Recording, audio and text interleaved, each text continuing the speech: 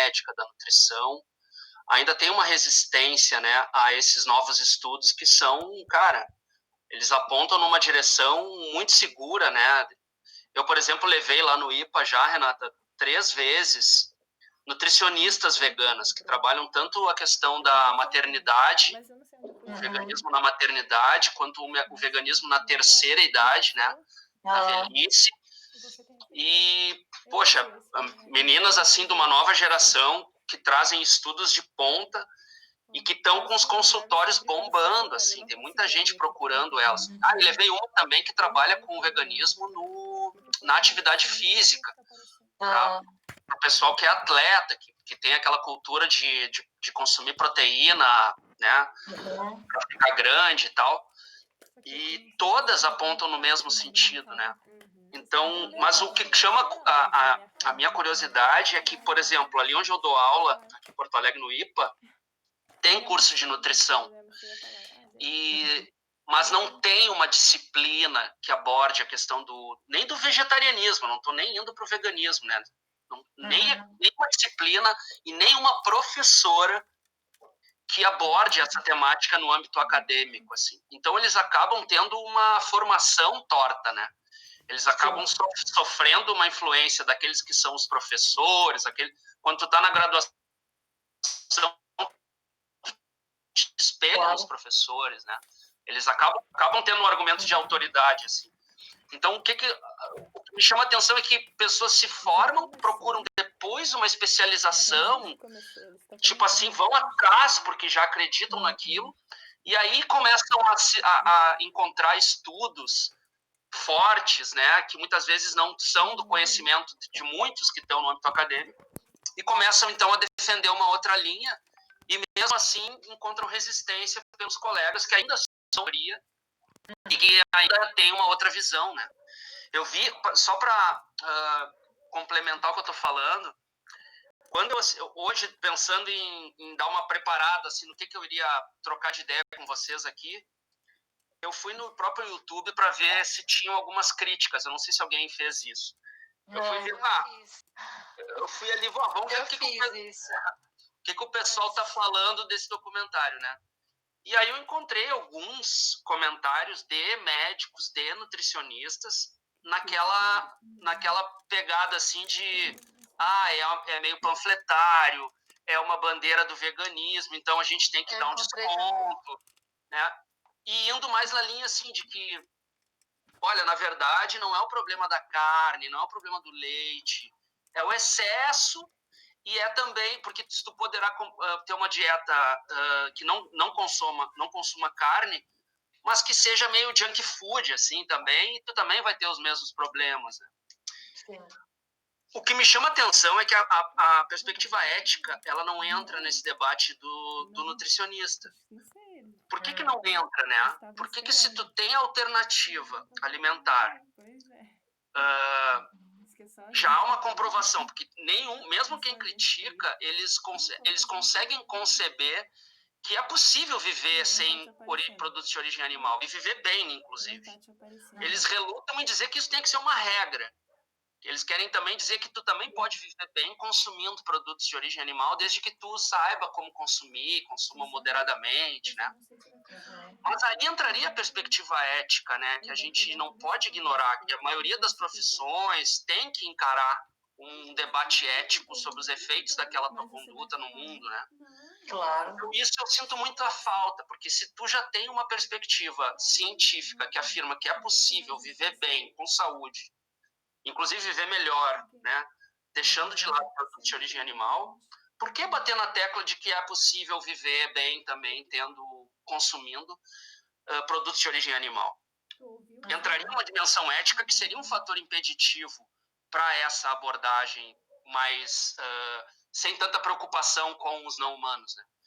Então, isso é uma primeira coisa que me chama a atenção, assim, que há críticas, mas uma crítica técnica, assim, uma crítica antropocêntrica, que não leva em conta a perspectiva ética. Porque se tu incorpora a perspectiva ética, tu soterra as outras alternativas antiéticas, especistas, né? Que contaminam esse cenário acadêmico aí dos médicos, dos nutricionistas. Enfim, essa é uma coisa que me incomoda um pouco. Assim. Uhum. Essa falta do debate ético a gente vê em várias, né, até nessa questão do uso dos animais em ensino, né, de pesquisa e ensino, também não se faz o debate da ética. Né? A ética não entra, parece que a ética ela é um campo isolado, onde quem quer fazer algum estudo, alguma coisa, vai lá e consulta a ética. A ética parece que ela não passa, né? Ela não perpassa as relações, ela não está... Não, é uma coisa isolada que de vez em quando alguém se lembra e fala alguma coisa sobre ética. Né?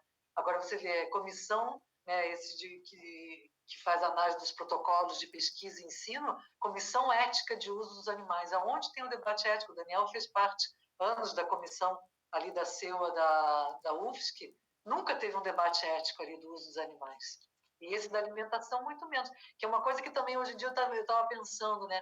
Poxa, a gente vê diversas pessoas hoje fazendo live, né? Diversas pessoas se posicionando, artistas falando da Amazônia e tudo. E eu tenho vontade de perguntar, você é vegetariano? Você é vegano? Sim. Porque eu acho que os formadores de opinião, né, hoje em dia não podem mais se furtar também a ter uma posição, né, ética, mas a ter uma posição de ação. Porque você fica falando, né, do desmatamento, disso, daquilo. Mas e você? Você faz a sua parte? Né? É verdade. Uma coisa que me chamou a atenção também nesse documentário, agora que a gente está nessa época, né, de pandemia, é que todas essas doenças cardiovasculares, diabetes, cânceres, né, elas não têm, elas são também doenças epidêmicas. E ninguém Sim. fala isso com relação ao estilo de vida da pessoa. E, inclusive, algumas dessas doenças, elas também se tornaram comorbidades, né, da Covid. Quer dizer, as pessoas que têm esse estilo de vida, se pegar Covid, pode desenvolver doenças, a forma mais grave da doença. Sim. Então, está tudo relacionado, né? E as pessoas precisam fazer essa ligação das coisas, né? Não fazem, né? Não parece debate. Fazem, ninguém consegue relacionar a dieta, esse assunto sempre é enterrado, né? Não à toa a gente viu aí no documentário que tudo é feito mesmo para esconder, né? Para plantar dúvida, né? Eles falam. Não, e é tão bizarro que eles sempre perguntam assim, por exemplo, se você vai, né, fazer um tratamento de câncer, eles perguntam, você é fumante? Você bebia, alcoólatra? Eles não perguntam que tipo de alimentação você tem, qual é o teu hábito, não. Eles só perguntam isso, é fumante? Né, se é fumante aí já anota, né, quantos maços por dia, né, alcoólatra, bebia, não bebia, né, se bebia, o que bebia? Destilado? Né? Então, não faz nunca uma relação com o hábito de vida da pessoa. Meu pai teve câncer, ele não fumou e não bebia, entendeu? Quer dizer, né? E ninguém nunca perguntou para ele, mas e como é que é a sua alimentação? Né? Quer dizer, então são coisas assim que parece que o debate, né? Que é isso que vocês falaram, a associação da doença está sempre ligada, é fumo ou é bebida, mas a alimentação não, a alimentação é algo que parece que é intocável, né? O documentário ele enfatiza isso. Isso é uma primeira mensagem que eu acho bem legal desse documentário, por mais que tenha gente que vá criticar, achar que é uma postura excessivamente, uma bandeira do veganismo, e portanto ele está contaminado já por uma proposta e vai sofrer críticas, como a gente conseguiu ver, né? Procurando no YouTube ali, tu vai ver que ele tem profissionais que criticam algumas posições médicas, nutricionais ali, mas tem uma verdade que todos concordam, mesmo quem critica concorda, que as doenças estão associadas ao que a gente come. Então, a tua alimentação vai diretamente influenciar, sim, a tua saúde, o quanto tu vai viver, como tu vai viver. E também uma outra questão que, mesmo quem critica não consegue controverter ou negar, que os alimentos in natura são mais saudáveis e que quanto mais abrir mão do consumo de carne, isso está diretamente relacionado a uma redução das doenças, do potencial de doenças que a pessoa possa adquirir ao longo da vida. Então, todos concordam com isso. Então, isso já é um ponto assim, muito importante, até para aqueles, porque a gente sabe que o veganismo ele tem várias portas de entrada, né? Então, tem gente que vai entrar na proteção, na questão de gerar um benefício para os animais ou adotar uma postura vegana, pela sua saúde mesmo, às vezes nem é por amor aos animais, né? Então esse documentário traz esse ponto positivo também para aquelas pessoas que eventualmente estão pensando em si no primeiro momento, né? Eu quero melhorar minha saúde. Então o veganismo ou vegetarianismo pode ser uma primeira fase, vai se colocar como uma alternativa para a sua saúde e vai gerar um benefício indireto para os animais, né? A gente sabe que quem está mais nessa luta já veganizou e já está numa perspectiva de luta pelos animais, se foca nos animais como a principal bandeira do teu posicionamento individual, das tuas posições políticas, das tuas escolhas, né? Mas muita gente entra por outras bandeiras, vai ter o que vai entrar pelo meio ambiente, e aí nós vamos indicar para ele assistir o Cowspiracy, que é um documentário dessa mesma linha, mas com outro enfoque. E esse é a questão da saúde, né? E a gente vê que diretamente o consumo e a exploração, os animais, e daí depois se revela toda a perspectiva do sofrimento, da exploração, da crueldade, do sistema em si, mas que a bandeira da saúde, ela pode tocar as pessoas e gerar o benefício para os animais, né? Então, eu como professor, eu vejo isso, assim, quando eu estou dando aula lá e tento convencer alunos do porquê falar de direitos animais, do porquê trabalhar essa questão, tem alunos que ficam completamente indiferentes a uma perspectiva animalista em si, né? Mas quando tu fala em saúde, eles, aquele que não estava dando muita bola para a questão dos animais, começa a aceitar um pouco, a te ouvir melhor. E acho que o processo empático de amor aos animais, de respeito aos animais, ele acaba sendo despertado, assim. Mesmo que no primeiro momento o cara pense em si só, na sua saúde, sim, quando deixa de comer carne, o processo empático começa a ter um efeito mais amplo, né? Isso é muito engraçado. Entrou a Denise, a Cristiane, se quiserem fazer algum comentário, sejam bem-vindas. Se quiserem falar opinião, alguma coisa, tá? É só abrir o microfone e participar. Obrigada. Didi, quer falar alguma coisa, Didi? Sim, eu estava pensando, será que já começou o debate? Começou, né? Já começou a troca. Ele falando aí sobre... Bom, Namaskar, né? Meu nome é Didi. Ele estava falando aí sobre o amor aos animais, né? Aí no campo da espiritualidade, a gente vê, assim, a dieta como com um olhar mais, assim, do desenvolvimento espiritual de todos os seres, na verdade. Né? A gente tem essa visão, assim, né? O meu mestre espiritual, ele tem a visão de neo-humanismo que ele fala. Né, que todos os seres estão no seu processo evolutivo de consciência. Então, os animais, né, eles são uma consciência ali que está no processo de desenvolvimento, por isso que eles estão num corpo de um animal, né? Conforme, tem uma lei de Sanskara né, e conforme ele vai vivendo o seu Sanskara, ele vai se transformando, né, em cada existência, ele vai evoluindo até chegar à forma humana. Né? Então, todos nós fomos uma consciência muito pouco desenvolvida, assim, bem primitiva, e passamos por todo esse processo evolutivo até chegar na forma humana, essa consciência que nós temos hoje, né? Então, ele fala assim que nesse processo da dieta, olhando assim para o lado, né, evolutivo da consciência, todos os seres são vistos, na verdade, têm o direito, né, de ter a oportunidade de evoluir evoluir de forma natural, né? No momento que a gente tira a vida de um animal ou acaba com o meio ambiente, a gente está tirando esse direito, né? Porque todos, a nossa visão espiritual, né, com relação a isso, é que em tudo existe uma partícula de consciência cósmica, né? Porque a gente tem uma visão de que tudo é manifestação de uma consciência suprema. E, então, em cada núcleo de cada átomo existe essa consciência cósmica. A gente vê isso na física quântica, né? Que no núcleo de cada átomo existe um espaço vazio de consciência. Então, com essa visão, vendo essa consciência cósmica, essa consciência presente em todos os seres, a gente tem essa visão de respeitar o processo evolutivo da consciência de todos os seres, né? Com um olhar de família universal, né? De família universal. E ainda mais, assim, temos que ajudar esses seres a se desenvolverem, não comê-los ou sacrificá-los, explorá-los, assim, né? A gente tem que preservar por nós temos a responsabilidade de cuidar deles, ajudar no processo evolutivo deles.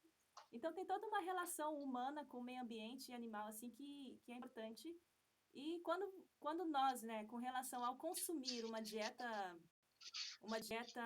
que não é vegetariana, a gente também está atrapalhando o nosso próprio processo evolutivo de consciência, expansão de consciência. Ou seja, a gente está colocando no nosso corpo, reconhecendo que somos corpo físico, né? Eu vi isso muito no documentário abordando somente a saúde, trazendo essa visão, né, de um processo assim, a alimentação carnívora não é bom, né? Gera diabetes, gera vários problemas de saúde. Mas olhando para a visão do campo da espiritualidade, essa visão, esse tipo de dieta, né, que é violenta, ela reconhece assim, nós temos o corpo físico, né, que é importante manter saudável e tudo, mas também tem esse corpo energético, tem esses sistemas de centros energéticos chakras. E na ciência do yoga, explica assim que nós somos seres, né, uma manifestação de uma consciência cósmica, ou seja, somos tudo que existe nesse universo existe dentro desse corpo como um microcosmo, né? A gente é um microcosmo. E esse corpo energético, que é composto de chakras, cada um deles, né, tem sentimentos e instintos, né? Os chakras inferiores que... Vocês estão me ouvindo? Sim. Ah, porque eu vi a Vânica fazendo assim, eu não sei se ela estava me ouvindo, né? Então, a gente tem um sistema de chakras, cada centro energético nosso tem instintos animais de acordo com esse processo evolutivo que nós passamos. Então, nos chakras inferiores, né, nós temos tendências ali de preservação da espécie, bem aquela consciência primária de sobrevivência, desejo por preservação da espécie, né? Eu falei reprodução, medo, tudo isso a gente tem no nosso corpo, né? Só que no momento que a gente ingere, e aí ele fala assim, o processo da expansão da consciência, você chegar na sua máxima expressão humana, física, mental, espiritual, evoluir, iluminar, né? Assim, falando numa linguagem do yoga, você alcançar uma iluminação, uma realização espiritual, você precisa tirar a tua consciência desses níveis inferiores instintivos, que ela fica aqui, a maioria de nós, né, a sociedade, gira em torno desses centros energéticos inferiores, né, que entra aí a competição, inveja, todos esses sentimentos negativos, né, a pessoa está vibrando nesses centros inferiores. E fala assim, para você alcançar uma expansão de consciência, chegar nesse processo de iluminação, aquela energia, aquela consciência, né, que está dormente, lá no primeiro centro energético que fala, no Muladhara Chakra, né, a energia da Kula Kundalini que fala, que aquela força, é a mesma força da criação do universo, está dormente na base da nossa coluna. É o processo de você levantar ela para alcançar esses centros energéticos superiores, você precisa ter um corpo sutil, né, e fazer práticas de expansão psíquica, né, aí onde entra a ciência da meditação, dos mantras.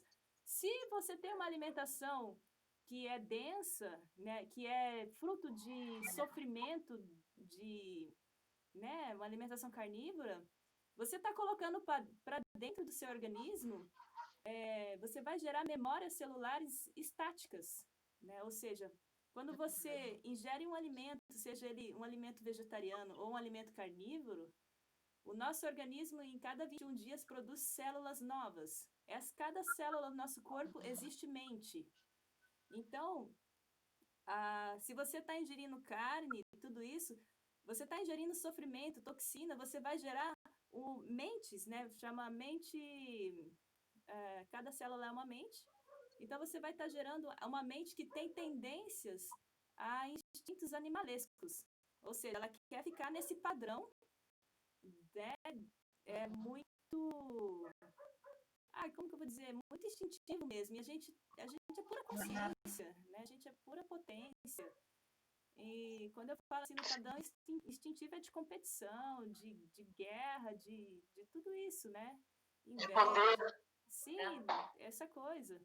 Então, para você sair disso, você deve, né, começar, o primeiro passo é harmonizar esse corpo físico, porque o corpo influencia a mente, né? Então, se você tem uma alimentação vegana, né, que é uma alimentação sutil, cheio de vitalidade, prana, você em 21 dias está gerando células sutis, é muito fácil você ter desejo por coisas sutis e facilita o seu processo, né, a sua caminhada espiritual, você tem desejo de alcançar essa expansão de consciência, você tem mais uma facilidade para desenvolver o seu lado espiritual.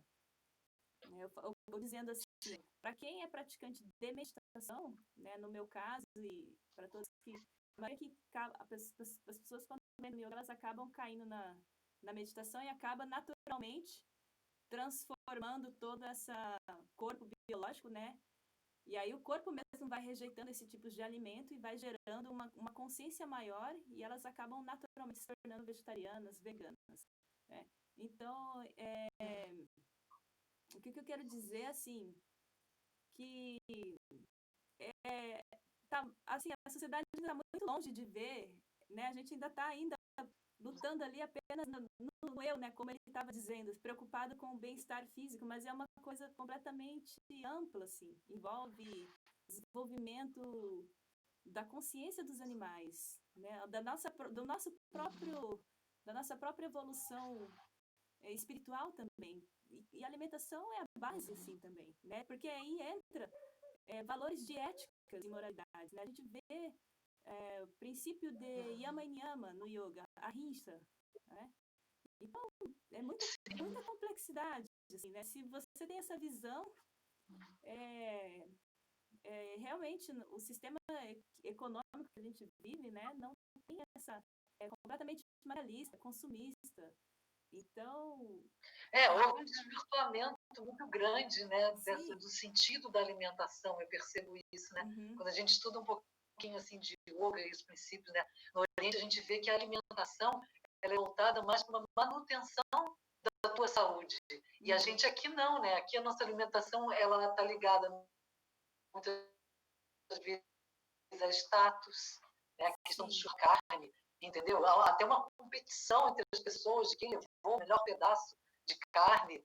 Né? Quer dizer, então, a alimentação é aquela coisa da gula, né? Então, cada vez mais as embalagens com mais produto se oferta de uma forma onde existe todo um marketing ligado ao alimento que é um marketing equivocado. A gente acaba caindo nisso, né? Aquela parte do documentário que eles falam, né? Se incentiva a você comer a carne de frango como se ela fosse saudável. Né? E deveria te avisar que você está comendo substâncias, né, cancerígenas. Porque no cigarro se avisa, né? Agora, então, no cigarro, tem lá na propaganda, no verso de uma carteira de cigarro, está escrito ali, tem foto das doenças e tudo. Isso tinha que ter também na nossa alimentação, né? Você saber o que efetivamente você está consumindo. Porque fora isso, você ainda tem toda essa questão, né, da energia, de como aquele alimento é produzido, a base de sofrimento, né, que são animais sencientes, uma coisa pavorosa que fazem com os animais, né? É como se fosse uma mercadoria mesmo, uma matéria-prima, uma coisa inerte. Toda essa parte energética, toda essa parte também de influência no meio ambiente. Porque a forma como os animais são criados, os dejetos, a quantidade de antibiótico, tudo isso está causando um desequilíbrio bárbaro, né, gente? Sim. Aproveitando essa colocação, eu me lembrei que é citado no documentário sobre aquelas pessoas que vivem nas comunidades mais periféricas, o povo preto, as pessoas latinas, né, que trabalham nessa indústria. E não só as que trabalham, mas aquelas que moram nesses locais que são próximos, que mostra aquela senhora, né, no documentário. Aí eu fiquei pensando como isso tem relação ao racismo institucional, por conta dessa questão da poluição ambiental, como tem relação também com a exploração animal. Né? Aí a Didi estava falando da falta de consciência, né?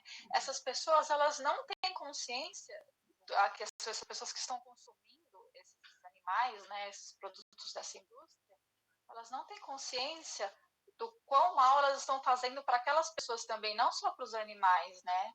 As pessoas mais pobres, imagina, eles mostram lá no documentário um negócio horrível, que eles colocam jogam dejetos, fezes nos quintais das pessoas ali, elas todas adoecem por conta daquilo, além da poluição ambiental, né? Então, aí eu vejo assim, a importância do movimento negro de abraçar essa causa também pelos animais, né, pela libertação dos animais, que estaria também libertando as pessoas desse sofrimento, né? Uma grande falta de consciência. Uhum. Eu vejo assim também pela essa busca muito intensa por sentir um certo prazer, né, no paladar apenas também, né? O ser humano está muito perdido no desfrute sensorial, né? Porque Sim. eu estava até gravando um vídeo esses dias, né? Porque falta assim essa busca assim por sentir, né, esses pequenos momentos de saciar o paladar, de sentir prazer, de sentir felicidade, né, nas coisas sensoriais. E aí, analisando, né, no campo da espiritualidade, a gente tem o nosso Dharma, que eu estava falando essa semana, que é a característica principal que nos diferencia dos animais, é que a gente tem esse desejo por expansão psíquica, progresso espiritual, né, sentir uma felicidade que é permanente. Então, as pessoas, elas se perdem muito na busca dos prazeres sensoriais e nunca vai conseguir saciar. Então, como fala, o capitalismo da alimentação, assim, da exploração, né, dos animais e tudo.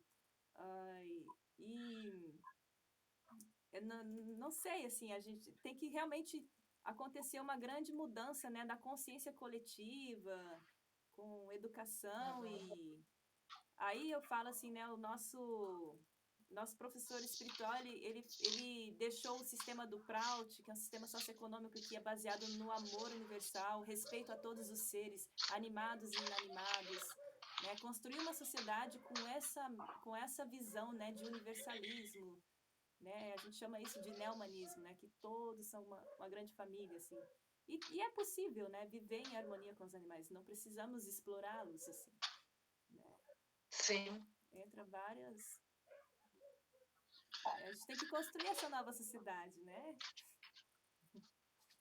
Uma coisa que é curiosa também é assim, quando entra esse debate focado na alimentação ou no deixar de comer carne, no primeiro momento as pessoas sempre pensam ou te perguntam, né? Tá, mas vou substituir a carne pelo quê, né? Como se precisasse houver uma substituição daquela sensação, isso que a gente estava falando ali de um prazer sensorial que a gente prioriza como muito importante, mesmo que seja uma coisa que vai durar ali 5 minutos, 10 minutos durante uma refeição e que vai legitimar todo um sistema de sofrimento, de exploração, né?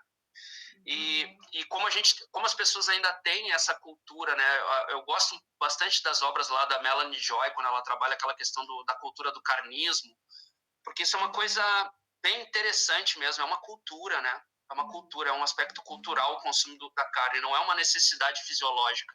É uma coisa cultural construída e muitas vezes manipulada, né? Há uma manipulação hoje em dia já. Se lá atrás não tinha tanta manipulação de mídia, corporação, a carne era uma coisa cultural, mas em pequena escala, muito em menor quantidade do que é hoje. Hoje, num sistema capitalista, onde tudo é focado no lucro mesmo e nas grandes injustiças sociais, onde entram essas questões do trabalhador, da indústria, da pessoa que vai se dessensibilizar, porque ele que vai ter que botar a faca no pescoço da vaca, né? Porque não é quem está consumindo que mata o animal diretamente, mata indiretamente pelo consumo, mas não tem a coragem de fazer o ato cruel com o animal em si, né?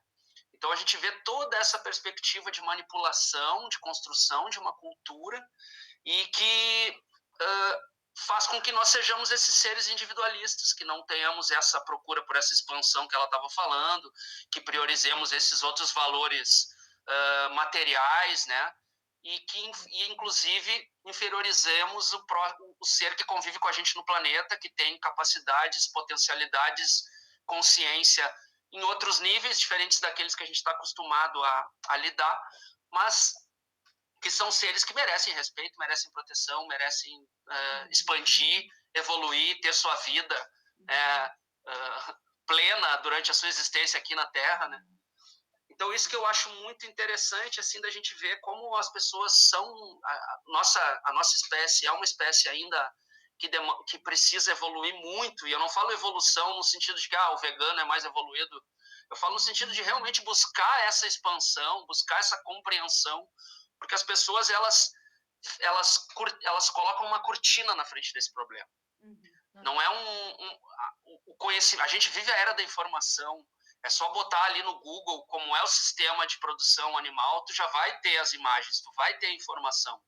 Mas as pessoas procuram, em função desse hábito alimentar, desse prazer sensorial de poucos minutos, em continuar. Eu gosto muito também daquele livro do Oscar Horta, um espanhol, quando ele faz uma metáfora lá do botão vermelho, né? Cada vez que a gente vai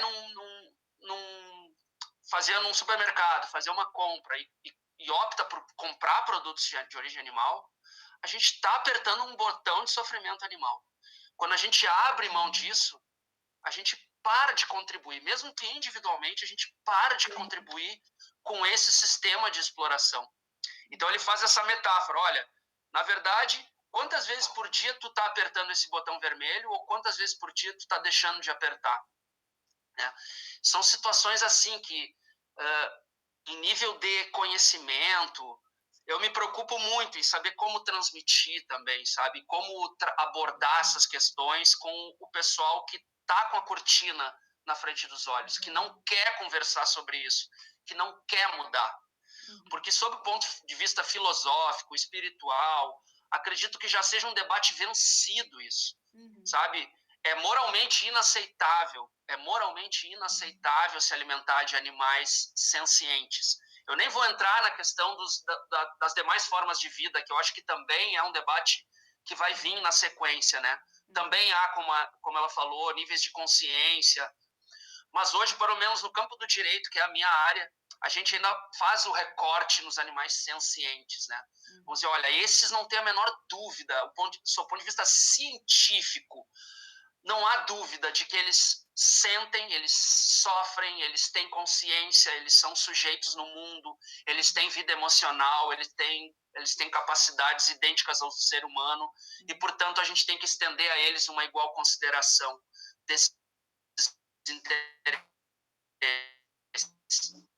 Então, a grande dificuldade, eu não sei como a gente vai superar isso, se é pela educação, se é por essas bandeiras individuais, assim, a saúde, ou a tua perspectiva com relação ao ambiente que te cerca, ou se tu é uma pessoa que está preocupada com questões sociais e tu enxerga no trabalhador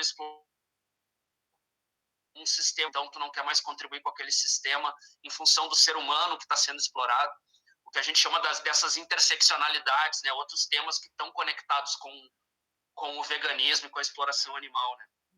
Eu sou muito otimista, mas ao mesmo tempo eu não sei o caminho pelo qual nós vamos, se vão ser todos juntos ou se tem um caminho. Eu acho que a educação ela vai ser muito importante, né?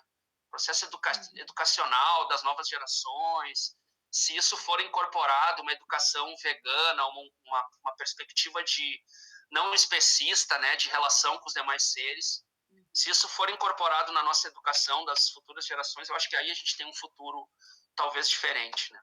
Porque por enquanto está difícil. Mas eu acho que as gerações, assim, o pessoal mais novo, eu acho que eles estão muito mais ligados, né? Estão muito mais ligados porque até, né, pela diferença de acesso que eles têm na internet, tudo, eu sinto essa geração mais sensível do que a gente para essas questões relacionadas, né, à espiritualidade, aos animais, ao meio ambiente. E também, gente, eu aposto muito nessa questão mesmo do planeta, né? Porque eu acho que a urgência da mudança está batendo na nossa porta, né? Entendeu? Então isso vai ser, né? Se não foi pelo amor, vai ser pela dor, né? Então isso eu acho que vai ser uma grande revolução, porque eu não vejo outro futuro que não seja um futuro com pandemias, né? Com escassez. Então essa abundância que a gente vive, né? Que é uma abundância que é imaginária, da gente achar que os recursos são limitados, então você pega os animais, você reproduz, e você mata e reproduz e descarta, diversos animais você descarta, porque aquela história dos pintinhos machos, né? Quer dizer, você faz com que a vida surja e tal, não, isso não me serve, joga numa máquina e tritura. Quer dizer, não existe valor nenhum aí, você não consegue, essas pessoas elas estão completamente desvinculadas de qualquer valor, de qualquer senso de ética, né? Mas eu acho que esse futuro que a gente está, né, já tendo agora, já se tornou até presente, né, gente? Que isso era uma coisa que eu não imaginei que eu fosse viver uma situação dessa, né? Eu achei que isso era uma coisa de futuro mesmo, aqueles filmes futuristas, né, que a gente via na televisão, de repente a gente está vivendo isso. Eu acho que isso aí vai ser vai impulsionar de uma maneira assim bem forte a mudança dessa geração que está vindo, né? A nossa geração já é mais complicada, né? Já é mais assim, presa, né, a esses conceitos, essa questão da cultura, e por trás disso fomentando uma indústria, né, gente, uma indústria que é uma ganância, né, porque ele também aborda essa questão da saúde, né, dos medicamentos, isso tudo a gente vê que é tudo uma grande falácia, né, tratamentos de saúde. Então, eu acho que isso tudo é um debate, como você falou, né, Rogério, está tudo interligado, e eu acho que as pessoas estão começando a se dar conta, as pessoas mais jovens, né? Agora, a gente perde um pouco também a noção do contingente de pessoas que estão nessa mudança, né? Porque a gente acaba se dando e falando e conversando muito com pessoas que têm uma afinidade de pensamento com a gente, né? Então, às vezes, você sai daquilo ali, você vai para um outro local. Teve uma passagem muito engraçada. Eu peguei uma vez um ônibus e ele parou numa churrascaria, eu estava indo para Torres. E ele parou numa churrascaria. Aí eu desci assim, né? Nossa, eu falei, nossa, uma churrascaria. Fiquei em pé dali do lado de fora, né? E aí tinha um rapaz, um segurança, e tinha um espaço pet. Aí eu olhei, o espaço pet estava fechado, tudo decorado, super bonitinho, né? Cachorrinho, gato e tal. Aí eu olhei para ele e falei assim, poxa, que legal esse espaço pet aqui que vocês fizeram. Aí ele se entusiasmou, começou a falar do espaço pet e tal, porque agora vai ser lá dentro e não sei o quê. Aí eu falei, pois é, né? Eu falei, senhor vê, né? Como o ser humano é contraditório, como a gente é curioso, né? A gente faz espaço pet para o cão e para o gato. E entra lá dentro e come um bezerro, come uma galinha, uma vaca, come um boi.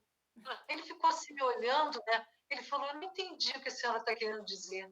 Olha, gente, aí eu falei, sim, o bezerro, a vaca, o boi, eles são tão inteligentes quanto o cachorro, o gato. Eu falei, isso não sou eu que estou falando com o senhor. Isso são os cientistas que pesquisam e estudam. Né? Eles sentem, deixa eu ver, eles engravidam, eles têm filhote, eles cuidam do filhote, eles dão leite para o filhote. Tudo igual um gato e um cachorro. Aí ele ficou, gente, o olhar dele era, tipo assim, a primeira vez na vida que eu acho que ele estava ouvindo essa relação, sabe? E isso me marcou. Eu pensei, nossa, então a gente tem um local de fala, né? E a gente está sempre falando para as pessoas que estão alinhadas a esse local de fala. E de repente você vai para um universo onde a pessoa fica assim. Aí ele ficou assim me olhando. Eu falei, então isso é a contradição. Por que a gente faz isso com isso? Por que um bezerro a gente tem coragem de matar e comer? Aí ele ficou assim me olhando, ele era muito, muito espantado, sabe? Ele, não, realmente, Então, tá, eu vou ali que eu tenho que... E saiu fora, né? Eu tenho pensado, essa mulher é louca, né? Mas, de qualquer jeito, né? Você plantou, eu acho que eu cheguei a plantar uma semente, que isso a pessoa vai ficar pensando e provavelmente ele vai comentar com alguém. Imagina, hoje chegou uma mulher lá falando, né, de que a gente come vaca e a vaca é igual ao cachorro. E eu falei, porque o senhor Venda fez isso? Porque o senhor vê, tem lugares no planeta, tipo a China, que come cachorro. E para eles é tão normal quanto a gente come uma vaca. Então, essa questão que eu digo que eu não tenho, que a gente não tem, é a noção do contingente de pessoas que estão entrando, né, nessa nova onda, vamos dizer assim, né, e do contingente que ainda está, né, repetindo aquele sistema falido, esse sistema falido, né, a gente achando que isso tudo está muito bom e segue, né, o barco desse jeito. Essa é a falta de... Né, eu não tenho essa perspectiva, não sei, uma coisa que a gente não tem como saber, como mensurar, né, como é que está isso. Tu sabe que eu acho que tem uma falha no processo educativo que contribui para todo esse modelo que hoje a gente vive, que é uma coisa assim, ó, quando tu é criança e tá tendo a disciplina de biologia, por exemplo, tu começa a estudar fisiologia ou outras questões relacionadas aos animais, né? E tu começa a estudar o comportamento dos animais, é uma coisa muito rasa. A gente começa a falar depois de um certo tempo, nós que somos já militantes da causa, começamos a falar ciência. Se a gente for a ciência animal, também é um conceito um tanto quanto superficial. Podia ser muito mais ampliado, muito mais trabalhado essa ideia do comportamento animal, da complexidade desses seres. O quão complexos eles são, a consciência deles tal como nós somos complexos. Os animais entram em luto, os animais escolhem parceiros, os animais sofrem situações de violência de um membro da própria espécie. Então, tem alguma coisa já de trabalhos a respeito disso, mas quanto mais isso fosse passado no processo de educação, quando a gente recebe as informações básicas de como é a nossa relação, quem são os outros, acho que a partir daí nós teríamos uma outra visão desses seres, não de inferiorização, mas de respeito, de compartilhamento, assim, de identificar no outro um ser que importa em si. Porque tudo se resume a isso, né? A não dar o valor inerente, a não reconhecer naquele indivíduo, naquele ser, um ser que tem um conteúdo ali de valor que é dele, que eu preciso respeitar. E não matar e comer como se um instrumento para o meu deleite momentâneo fosse, né? Eu acho que tem um problema disso. Acho que a gente tem que evoluir também nesse ponto da complexidade da vida animal, né, do animal não humano, para a gente poder, então, dizer, opa, realmente tem um ser ali que merece esse respeito. Porque simplesmente pela ética, pela filosofia, a gente não está conseguindo, embora no campo teórico, sim, mas na prática a gente não consegue fazer valer esse respeito, né, essa questão. Gente, eu estava pensando também quantos relatórios mais a gente vai precisar para as pessoas mudarem a estrutura das coisas que fazem, né? Por exemplo, hoje, antes da gente conversar essa conversa, eu estava vendo que saiu uma notícia essa semana no jornal É o País. Em 2030, daqui a 10 anos, 20 milhões de pessoas a mais estarão passando fome na América Latina. E já se falou que não vai ser possível atingir aquela meta do desenvolvimento sustentável da ONU, né? Que seria fome zero em 2030. Desse jeito, com a exploração animal, isso é impossível. E, assim, mais um relatório da ONU, que foi um relatório recente, esse que saiu agora, né? Já tem aquele outro relatório de 2013 falando que as doenças, 70% das doenças são de origem animal, 70% das novas doenças de humanos. Quer dizer, quantos relatórios mais serão necessários para as pessoas entenderem que precisa se mudar a estrutura da sociedade, né? Seja no campo da educação, da política, da ética, tudo tem que ser reformulado. Porque são muitos relatórios e cadê a mudança, né? É uma questão assim bem complicada. Parece que as pessoas estão anestesiadas, né? Parece que o ser humano vive numa normose, parece que não é com ele, né? A coisa. Eu acho que esse documentário também explica muito o porquê, né, que isso não acontece, porque essa desinformação, né, a indústria fica pagando, financiando essas agências aí, falando da saúde, da nutrição, mas a gente precisa despertar mesmo, não tem jeito. O Daniel colocou assim, mas a ONU é comunista, não? Traz de como afirmações para manter o ceticismo. Gente, Desculpa, pode falar. Rapidinho, eu entrei aqui meio correndo, assim, meio atrasado, mas eu fiquei ouvindo vocês e, assim, tudo que eu penso, vocês estão falando. Eu não vivo como vocês vivem isso tudo, mas eu lembro que o meu avô, ele era diretor de um frigorífico, eu era criança, e eu observava que ele não comia muita carne. E essa questão da carne é uma questão cultural, como o Rogério falou antes. E o meu avô, ele não comia muita carne, e eu não entendia por quê. E lógico, ele trabalhando no frigorífico, ele via todo o sofrimento do animal. Mas ainda assim, a família toda, para nós que somos uma geração mais antiga, essa raiz, essa questão é bem cultural, é bem difícil das pessoas mudarem esse hábito de não comer carne. E elas também têm essa cortina, como foi falado, que elas não querem procurar saber. É melhor ficar na ignorância e continuar comendo, saboreando aquilo tudo, porque a carne é uma coisa gostosa, né? E não interessa se vem de que animal, desde que encha a barriga e dê prazer, não interessa para eles. Eles querem continuar aquilo ali. Então tem essa cortina. Para que eu vou querer aprender? Como que eu vou comer? O que eu vou substituir? Então eu acho assim que também alguém falou, a questão é investir na geração futura.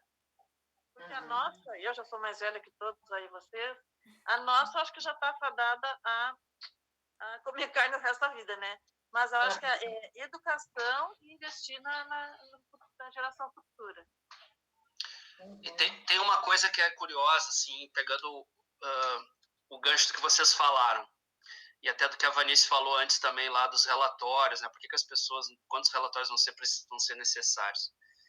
Tem um problema também que é o seguinte, né? Se a gente parar para pensar, todo mundo sabe que se fumar um cigarro, tu tem grandes chances de contrair uma doença respiratória grave, né? Mas as pessoas fumam. Se beber, tu pode ou ter problemas com o álcool, ou algumas doenças. Beber bastante vai ter certamente problemas, mas as pessoas bebem. Comer carne, pode surgir vários estudos dizendo que estão associados às doenças. Mas é que tem aquela questão do negacionismo quando o dano não é imediato. Fumar um cigarro hoje não vai me matar amanhã. Ele vai me matar talvez, e aí eu vou usar exemplos de pessoas que fumam até os seus 90 anos, a pessoa sempre vai encontrar um exemplo assim. Sim. Vai dizer, olha, meu avô fumou até os 90, então pode ser que eu também consiga. Então é a mesma questão, por exemplo, de quem nega mudanças climáticas, de quem nega uma série de outras questões, porque tem uma dimensão temporal que faz com que o ser diga, olha, eu vou correr o risco, me dá um prazer imediato, me dá um prazer momentâneo. Então eu não vou me preocupar com isso agora. Se um dia acontecer, daí eu vejo como é que eu vou me virar. Então, eu vejo que esse é uma dificuldade da nossa geração, assim, da humanidade hoje, do nosso mundo. As pessoas, elas têm esse paradigma dessa não imediatidade, não é imediato o dano, então eu aposto que dá para eu brincar um pouco, dá para tentar aproveitar enquanto o dano não me pegar. Né? Então a pessoa não leva a sério, né, de uma certa forma. E também tem a questão assim, eu estava pensando quando a Vanice falava dos relatórios, eu fiquei pensando, nossa, eu tenho um círculo de amizades que volta e meia eu tento tocar no assunto do veganismo. E são pessoas que são meus amigos de muitos anos que não são veganos. E sempre quando eu tento tocar no assunto do veganismo, de uma certa forma a conversa ou encerra, ou eles tentam fazer uma piada, ou tentam tirar um sarro com a minha cara, botar uma foto de um churrasco. Agora a gente está se falando tudo por WhatsApp ou por computador, né? Então agora recebe muita foto. Bom, e eu fico pensando, quantos deles será que leram algum desses relatórios? E são pessoas esclarecidas, com formação, né? Será que leram? Não leram. Ou se leram, não deram importância, ou não se interessaram em ler, porque essa questão, eles não há um risco imediato. Né? Esse é um problema grave que eu vejo. Eu acho que isso daí vai muito, né, no que a Dindi falou, porque eu acho que as pessoas, né, a crença dessa coisa assim, existe uma dúvida, né? Tá, não sei se tem outra vida, se não tem outra vida, né? Se essa aqui é a minha única vida. Então, com esse monte de atrativos, né, que o ser humano tem hoje, um monte de atrativos, né?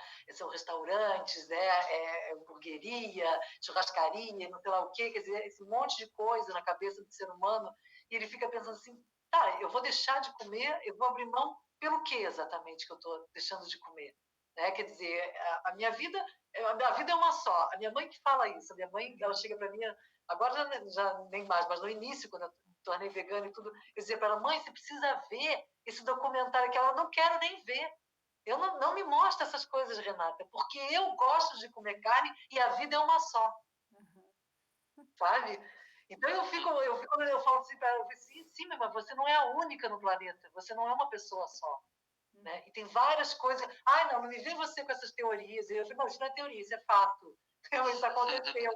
Mas esse negacionismo, eu acho que as pessoas elas encontram álibis, né, nisso daí. Por exemplo, a vida é uma só, entendeu? Pô, tipo assim, você vai chamar um monte de amigos e tudo, você quer, né, servir, você quer montar, você quer botar um prato. O que eu vou cozinhar para as pessoas?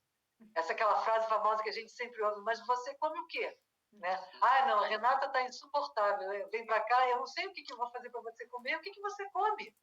Tipo, como se eu estivesse viva por obra e graça do Espírito Santo, né?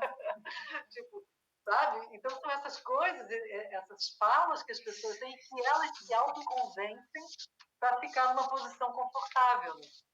E tem todo, atrás disso, tem uma indústria muito potente. Né? A indústria da carne, a indústria do medicamento e a indústria da desinformação. Isso daí é uma coisa muito potente. A gente lidar com isso é muito difícil. Então, realmente, é um trabalho de formiguinha, né? É um trabalho, tipo, praticamente, né? A um, que a gente vai fazendo, vai tentando mudar e trazer toda essa visão que você falou, Rogério, eu acho super importante. Quem são os animais, né? Os animais produzem cultura, os animais ensinam, eles passam ensinamento, eles não são aqueles seres inferiores e irracionais que estão aqui para a gente usar e abusar. Agora, para a gente mudar esse conceito, a gente entra, né? Frontalmente em luta com essa indústria toda que a gente está falando, que a gente está vendo, né? Que é a indústria que quer convencer as pessoas de que a vida é uma só, você tem que aproveitar ao máximo, tudo está aí para você ser feliz, você não é feliz só porque você não quer, porque tem de tudo, né? Você tem alcance, você pode, sei lá, todos os prazeres possíveis e imaginários, está aí ao dispor, né? E revelado, só você um clique, você encontra o que você quiser, hoje em dia. Então, eu acho que é muita distração para a mente humana, né? Muito aliciamento para a nossa mente. Né? E a nossa mente, a gente sabe, a gente controlar a mente é a coisa mais difícil que tem. O nosso grande desafio é a gente controlar a nossa mente. Né?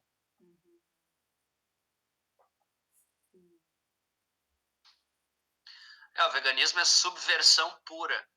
É subverter um sistema econômico pautado na exploração animal.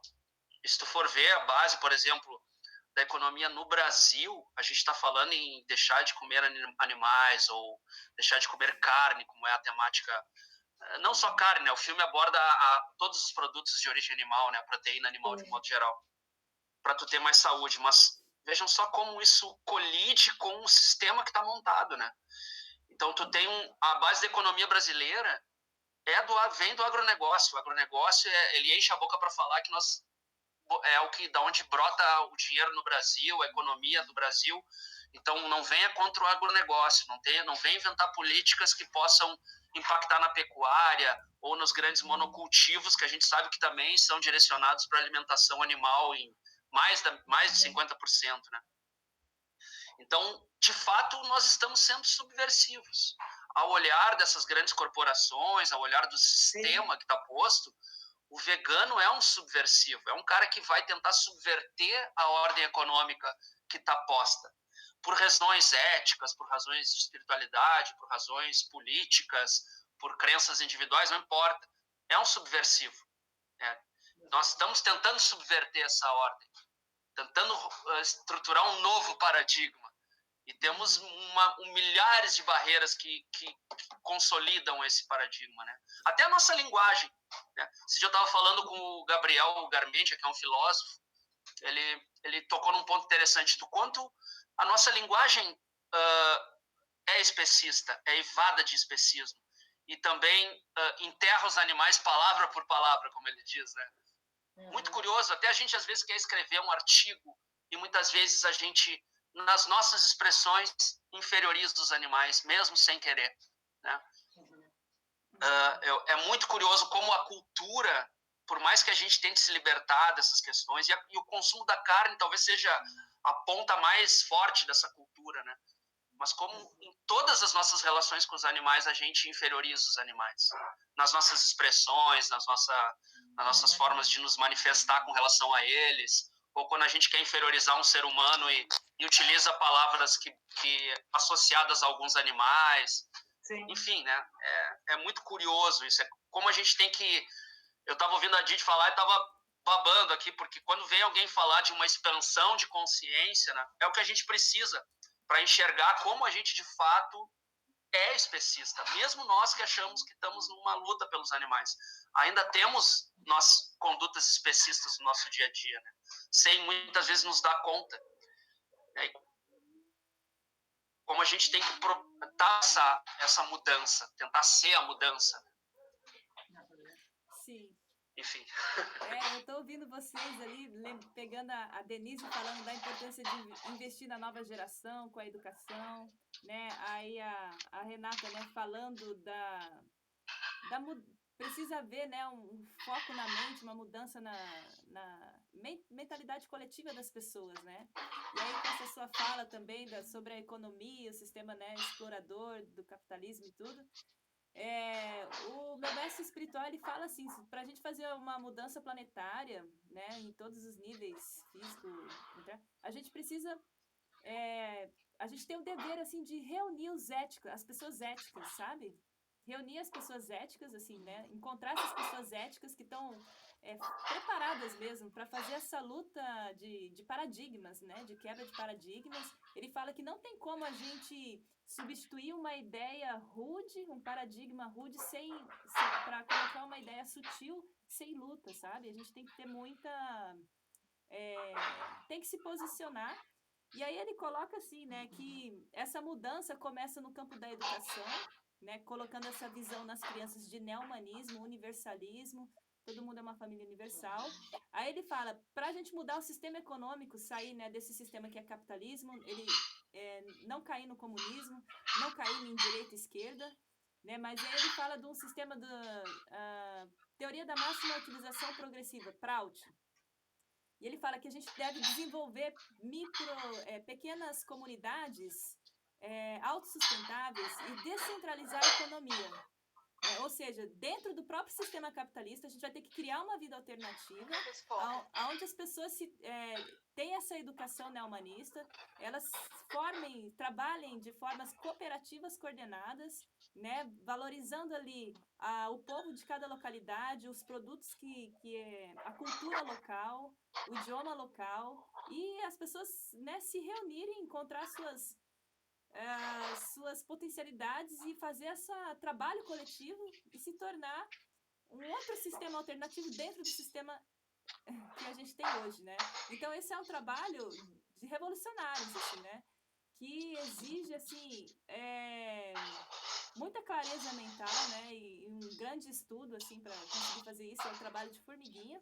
Eu aposto muito nas contribuições do yoga, né, para ajudar nesse processo, né, de transformação biológica, de equilibrar esses hormônios para aliviar um pouco esses desejos por consumismo, por sentir prazer sensorial, né, e se mover numa direção, né, mais consciente de expansão, começando por trabalhar esse corpo físico, né, aí a gente tem que usar da estratégia de como alcançar as pessoas, como falar numa linguagem que seja atrativa para elas, que gere interesse para elas, né? Ou seja, partir do ponto de que isso é saudável para você, né?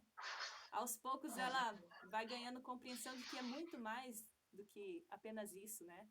É um trabalho que é um trabalho de muitos, assim, né? A gente tem que encontrar essas pessoas com essas visões e somar forças e pensar em projetos e começar mesmo na nossa localidade e fazendo o que tem que fazer, né?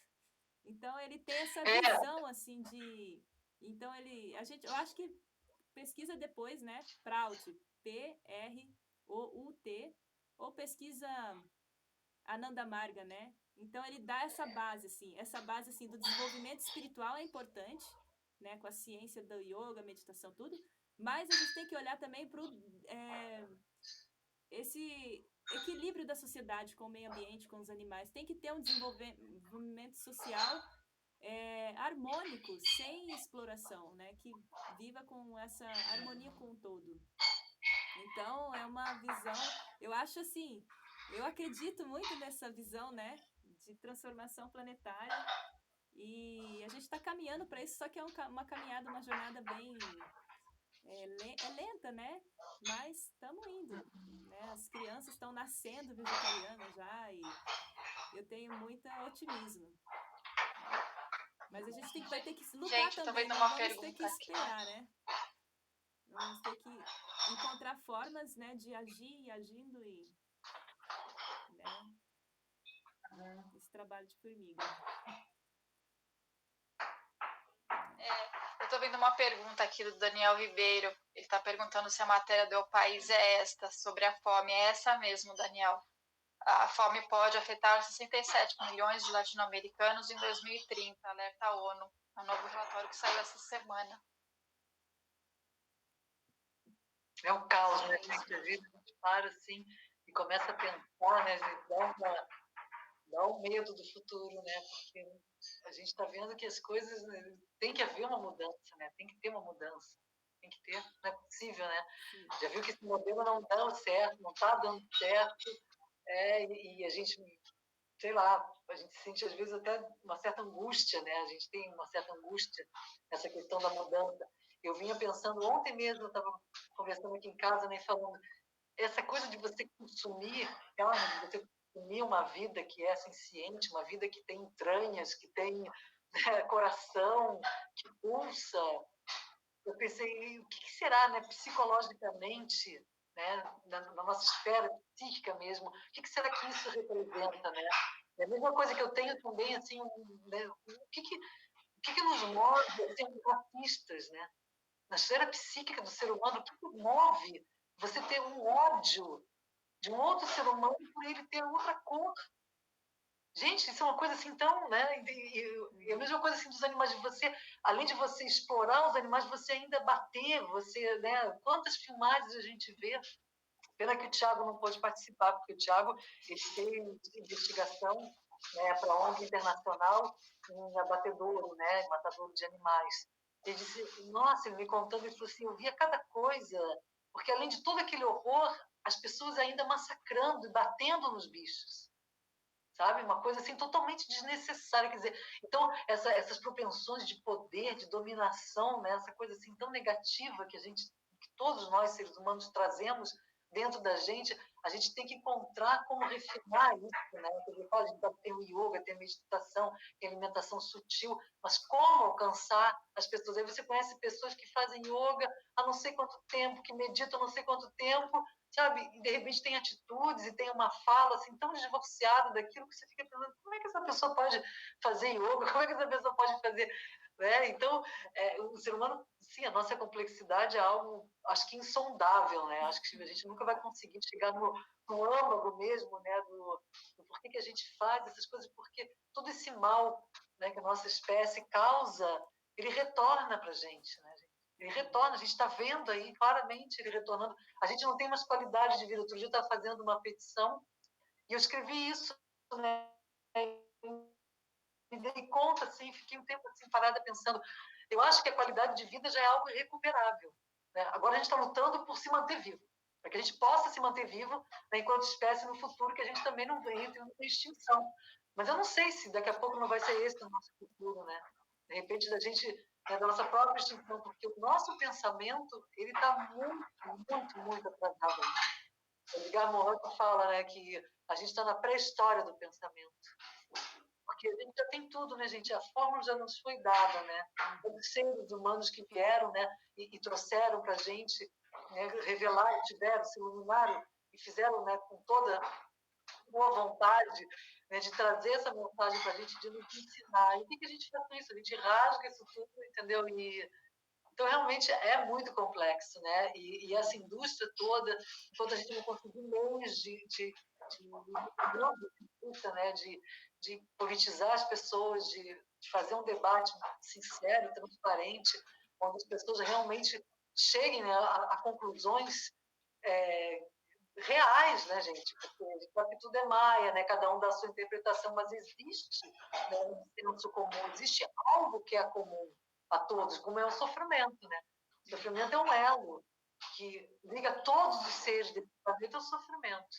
Né? Cada um com a sua subjetividade, na intensidade, mas ele está aí presente. E a gente sofre sem querer. Os animais sofrem sem querer também. Não é uma opção o sofrimento. Você pode até se temperar, conseguir, né, administrar o sofrimento, mas ele é algo que a gente não consegue não sofrer. Entendeu? Então eu fico vendo, mas isso não faz uma diferença, né, na humanidade. Isso não está fazendo diferença na humanidade. A gente nunca viu, né, gente, tanta segregação, toda essa questão dos imigrantes, né, toda essa questão do racismo, coisas pavorosas que a gente tem ouvido falar, né, e a gente fica vendo esse ser humano, meu Deus, como que você toca uma pessoa assim, né? Como que você consegue tocar uma pessoa assim? Se nem pessoas que têm acesso à informação, né, que têm cultura, como o Rogério estava comentando, né, que tem, né, esses relatórios que a Vanice falou, que são coisas feitas com estudo, com técnica, né, não é achismo, é algo realmente comprovado, e a diferença disso tudo, né, no dia a dia das pessoas. É bem angustiante, eu acho bem angustiante isso tudo.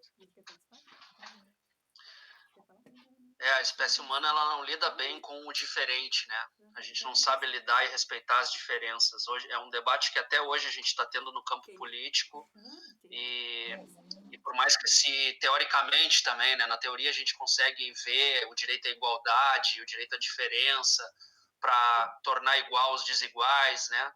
Então tu vai admitir políticas de tratamento diferenciado para alcançar uma equidade, uma igualdade que materialmente veio por razões fáticas, está desequilibrado no mundo, tem uma outra condição física, tem uma outra aparência, tem um outro aspecto. Então todos teriam que ser respeitados da mesma forma. Aí entra a ideia do multiculturalismo, do direito à diferença, e a gente pode perfeitamente incluir os animais nessa perspectiva, só que a dificuldade é a mesma, porque o ser humano tem problemas de reconhecimento. Então isso aí vai vir até do campo, acho que da psiquiatria lá, Renata, assim, para explicar onde é que está no nosso cérebro os mecanismos que nos fazem ter problemas de reconhecimento. Pode estar até na espiritualidade isso, talvez, lá atrás, né? Mas a gente tem graves problemas de estender ao diferente um reconhecimento e uma igualdade, né? Então a gente tem muito que avançar. Eu acho que os teóricos do direito animal, os autores que começaram a escrever sobre o princípio da igual consideração de interesses, é um princípio muito forte, tem uma força muito potente, assim. Só que na prática, os mecanismos nossos de estender esse reconhecimento a essa igualdade é que é o problema. E aí me parece que não é o direito, não é a filosofia por si só que vai resolver o problema. Vai ter que ter, sim, uma ação política forte. As 3 dimensões, talvez mais uma da espiritualidade, não sei, todas as dimensões que possam contribuir são importantes, mas sem a dimensão da política, de uma ação coordenada, de reunir, como ela estava falando antes, pessoas que têm um propósito, que vão lutar por isso e que vão, às vezes, inclusive, ter lutas difíceis, né? Embates muito complicados em arenas políticas onde tu vai ser o único, talvez, a falar. Mas só quando a gente conseguir dar peso a essa dimensão no campo político, eu acredito que a gente consegue algumas modificações mais substanciais em termos coletivos, assim, né? Em termos de uma política diferenciada, coletiva. E aí o direito entra a reboque, porque daí o direito, a partir de uma ação política, ele pode ser o legitimador da continuação daquele processo. Mas a gente não tem isso hoje. A gente não tem essa dimensão política forte para os não humanos. A gente sequer tem talvez para questões ligadas a diferenças humanas, né? Para questões, bandeiras que defendam o povo preto, que defendam as mulheres, ainda tem dificuldade até nesses campos. Tu imagina a questão da inclusão da pauta dos animais no cenário político, nas grandes decisões, no âmbito internacional, relações de comércio exterior, né? Veja, nós estamos exportando gado vivo ainda, e daí tu vai ver em que fórum isso é debatido. Tem alguém que está representando os não humanos nesses fóruns? Não tem. Por isso as coisas se legitimam e tem essa continuidade trágica para os não-humanos, né? Então eu vejo... Essa fala... Fala, pode falar. Não, desculpa, não quero interromper, só para não perder o gancho. Essa fala da Renata, né, e a sua, dessa diferenciação que as pessoas fazem entre nós mesmos, seres humanos, né? Imagina as pessoas discriminarem outros por causa da cor da pele, essa dificuldade que as pessoas têm de enxergar o ser humano como um ser semelhante a si próprio, né? Me fez lembrar de um livro é um filósofo canadense que eu não tinha ouvido falar sobre ele. Eu achei um livro muito interessante, que ele chama O que os animais nos ensinam sobre política, do filósofo canadense Brian Massumi. E ele fala desse aspecto importante da mútua inclusão. Para mim até foi uma leitura um pouco difícil, né? Porque é uma leitura bem filosófica, assim. Mas ele trata assim dos aspectos da criatividade, como os animais não humanos, eles entre si, eles têm esse desenvolvimento da criatividade, da brincadeira, e tudo isso propicia novas formas para os seres humanos, seriam novas formas de pensar, né? Que nós parece que sempre caímos na mesma história, né? Nós damos a volta ali e não conseguimos avançar assim, não conseguimos a gente sempre cai nos mesmos problemas. Eu achei bem interessante essa abordagem desse livro. Não é um livro muito comentado, eu acho que falta isso também. O que os animais nos ensinam sobre política. Eu acho que falta isso também um pouco, sabe, na parte do direito animal, que da pessoal da academia, né, que saiu um pouco desses livros, uma visão pessoal minha, saiu um pouco, até aqui o livro, tá, me trouxe. Esse aqui, ó. Eu acho que às vezes falta um pouco isso, porque a nossa área do direito, né, eu como advogada percebo isso também, ela é muito fechada nas disciplinas jurídicas. Eu acho que é importante também, de repente, a gente buscar informação, isso não só o direito animal, qualquer ramo do direito é muito fechado, né? O civilista só trata disso, o ambientalista só trata disso. Eu acho que tem que ter uma complementariedade entre as disciplinas. Eu acho que talvez dá uma possibilidade de uma visão nova, diferente, né? Sair um pouco dessa coisa muito centralizada, né, no direito em si. Fazer uma transversalidade de outras disciplinas. Eu achei bem interessante esse livro. Trazer uma outra visão, né, que se complementa na realidade, porque eu acho que um grande erro nosso foi essa questão, né, de fazer esses recortes, né, da gente ir compartimentando tudo, né, e aí no final, quer dizer, falta o elo, né, porque o todo é muito mais do que só as partes, né, é a relação também entre as partes. Então, acho que a gente se perdeu nisso enquanto espécie, né? Chegou um momento que a gente se perdeu, que a gente começou a criar, né, especialidades e tudo, e essas especialidades hoje elas se tornaram o máximo como se elas se bastassem em si mesmas, né? E não é, a gente vê isso muito justamente no campo da saúde. É incrível, gente, todo esse processo de saúde, e nunca nenhum médico te pergunta o que é o básico, né? Como é que é a sua vida? Né? Como é que você vive? Ninguém te faz essa pergunta, entendeu? Para entender um pouco do porquê que você está doente hoje, entendeu? O que te falta para você recuperar a sua saúde não é só tomar remédio, entendeu? Mas o tratamento é meter remédio na pessoa até não poder mais, entendeu? E aí nisso você vai muito fragmentado, né? Muito não só no direito, eu falo direito porque é a área que eu atuo, mas as próprias disciplinas são assim, né? Elas são separadas. Não existe essa visão sistêmica das coisas. Eu acho que isso também é uma dificuldade que a gente acaba gerando. Sim. Enxergar o problema de uma maneira mais complexa. Que é muito mais complexo, né? Isso mesmo. Sim. Bom, gente, que bacana esse papo, né? Apesar da gente ter tido poucas pessoas aqui, mas foi bem legal, né? Eu acho que valeu a pena e eu ia comentar com vocês o porquê que eu escolhi esse nome, né? Gato Preto, para a gente fazer. Na realidade, a ideia é a libertação dos humanos, né? Eu mostrei para a Vanice também, né? Gostou da ideia e a gente está trabalhando agora nisso. E, na época, eu pensei no gato preto, até tinha posto gato negro, e a Vanice veio, não, Renata, negro não é um termo legal, né? A gente agora é o preto, né? Porque o negro é carregado de negatividade, você vê, né, gente? Até isso, né? E aí a gente mudou para gato preto, porque eu acho que o que hoje pesa na questão dos seres humanos, né, é justamente isso, né, gente? São as fake news. A gente tem que combater muito essa questão da desinformação, da informação equivocada, errada, que tem um propósito, né? Então, os gatos, né, quando a gente tem episódio na Idade Média, né, gente, os gatos eles também sofreram fake news. Né, e eles foram praticamente dizimados, eles foram queimados vivos, junto com as mulheres, porque se dizia que os gatos eram animais, né, ligados à magia negra, feitiço, coisas do mal. Então, por eles também terem sido objetos de fake news, eu pensei, vou botar esse nome, né, nesse Cine Debate, porque enquanto a gente não se informar, né, da informação realmente de qualidade, uma informação, a gente está sujeito a cair nisso, né, que é o nosso sistema hoje. Muitas pessoas acham que está muito bom e vivendo muito bem. Esse documentário, eu acho que chamou muito atenção para isso, eu gostei muito dele nesse aspecto, né, de mostrar o quanto a gente é enganado, nossas escolhas são manipuladas, e onde por trás disso tudo está sempre aquela questão, né, da ganância do ser humano, do individualismo, disso que a gente tem batido sempre nessa tecla. Eu quero agradecer demais, assim, né, vocês terem aceito o convite, estarem participando, e vamos agora para uma fala final de cada um, para a gente fechar, né, o nosso Cine Debate, e vão ter outros, porque a gente é brasileiro, não desiste jamais, né?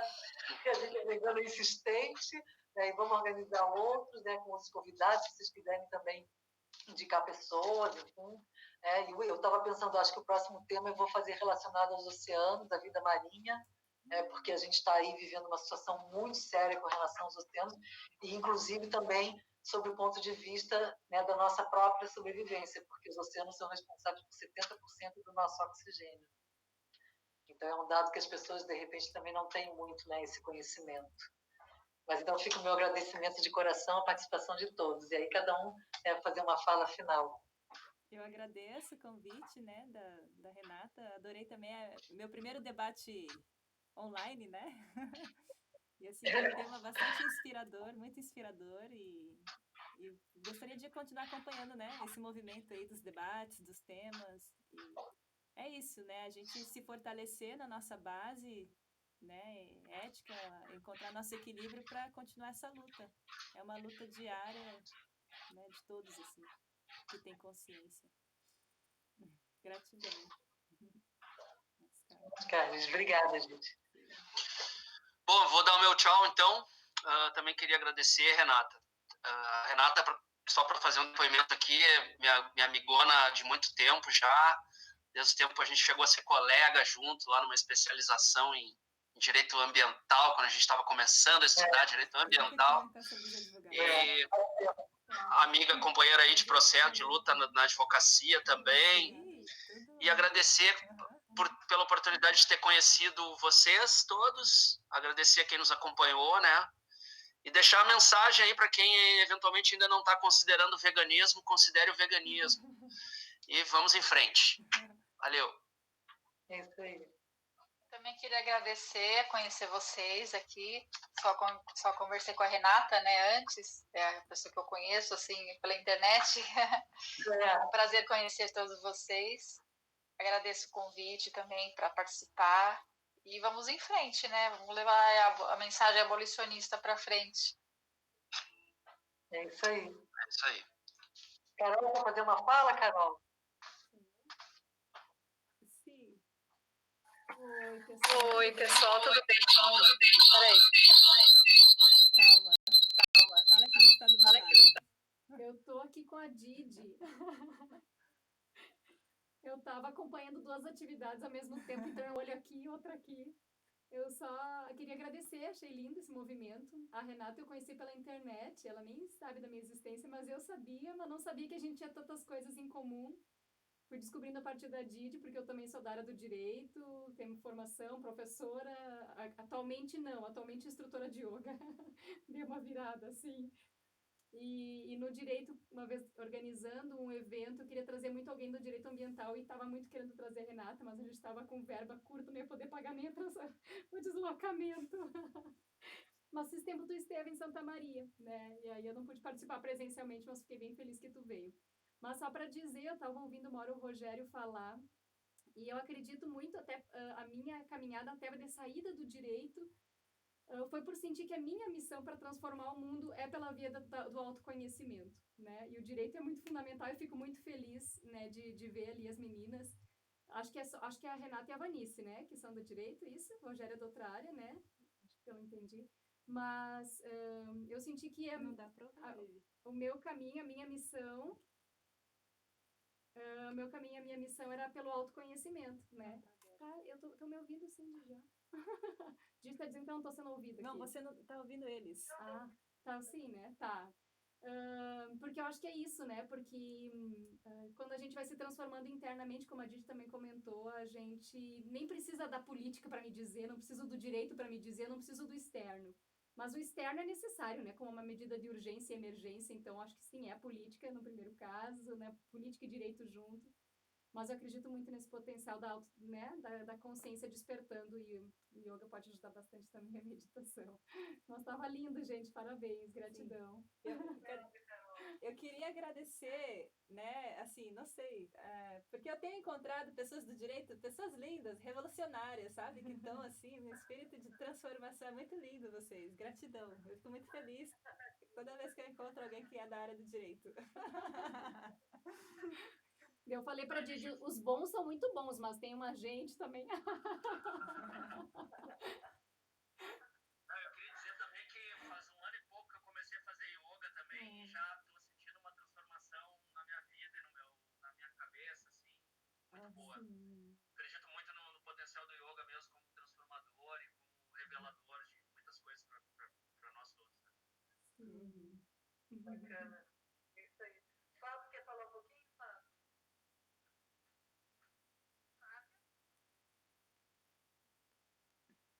Fechou? Como você é linda, olha lá. Ah, ele tá Olha. Eu fico babando. Ah, eu tirei o som tava daqui.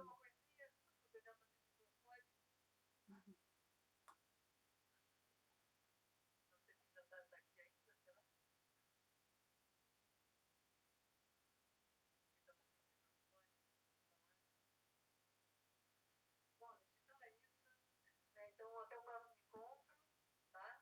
Sim. Fiquem bem, fiquem em casa, quem não puder ficar em casa, saia de casa se protegendo, né? O Daniel apareceu, agradecendo pela oportunidade e a felicidade. Você me dá um isso aí. Então tá, boa noite também, gente. Um grande beijo para todo mundo. Beijo. Boa noite. Tchau. Eu vou comer café com você. É a primeira vez. Se der para gravar, grava, hein? Se der para gravar, grava. Mas será que não tinha que ter sido? Eu acho que tinha que ter sido antes. Eu gravei no meu celular. Eu gravei no meu celular.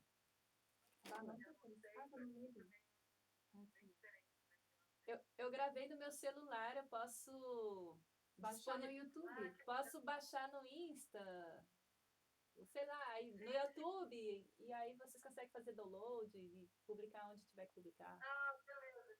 Tá. Obrigada. Tá, ótimo. Valeu.